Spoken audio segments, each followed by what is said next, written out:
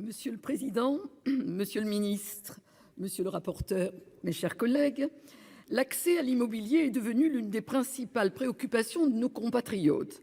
Et pour cause, le logement est désormais le premier poste de coût dans le budget des ménages. Ceci s'explique par la hausse massive et généralisée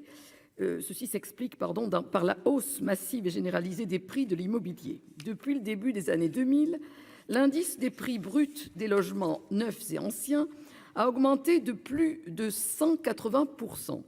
En outre, plusieurs mesures de la loi Résilience Climat, adoptée en 2021, risquent de compliquer la donne. Les interdictions de louer et de vendre des passoires énergétiques vont contraindre l'offre de logements disponibles et donc augmenter les prix. Ces mesures répondent à des objectifs environnementaux que nous partageons tous. Mais ces objectifs ne doivent pas nous conduire à ignorer la situation. De même, l'objectif de zéro artificialisation nette, que nous partageons aussi, limite considérablement les capacités des collectivités à recourir à l'étalement urbain pour augmenter l'offre de logements disponibles. Là encore, les conséquences sur le marché de l'immobilier ne seront pas négligeables. Dans ce contexte national complexe, certaines situations locales s'avèrent encore plus complexes. C'est notamment le cas des zones tendues où le développement des résidences secondaires contraint encore davantage l'offre de logements disponibles pour les habitants de ces villes.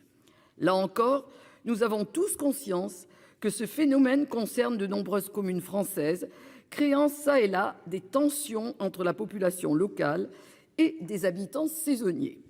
Nous pouvons donc nous accorder sur le constat, mais diverger sur l'analyse des causes. En l'espèce, le diagnostic selon lequel l'augmentation des prix de l'immobilier serait due aux résidences secondaires me semble spécieux. L'étude de l'Insee sur laquelle se fonde l'exposé des motifs révèle deux autres réalités qu'il serait malvenu d'ignorer.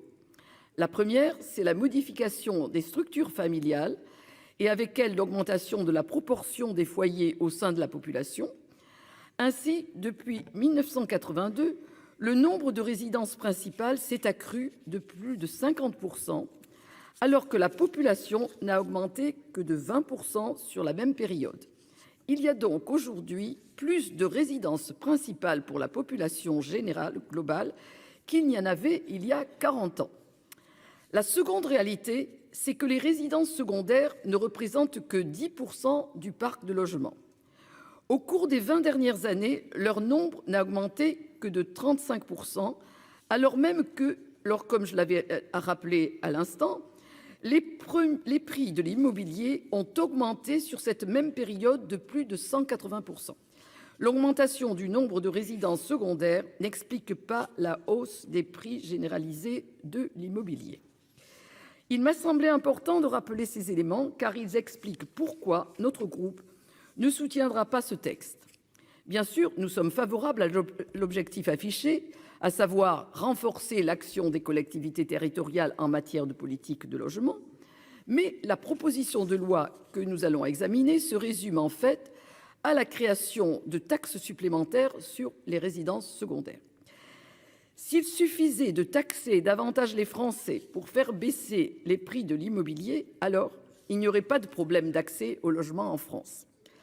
Car, il faut le rappeler, nous sommes le pays de l'OCDE où le poids des prélèvements obligatoires est le plus important après le Danemark.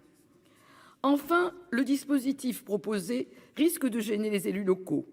En effet, il confie aux régions la possibilité de créer une taxe alors qu'il s'agit pour l'instant de décisions prises par les communes et les intercommunalités, je termine Monsieur le Président, qui demeurent les collectivités de proximité. Cette taxe ne s'appliquerait en outre qu'en zone tendue lorsqu'elles sont déterminées par décret. Ce texte apporte donc une mauvaise solution à un vrai problème de société.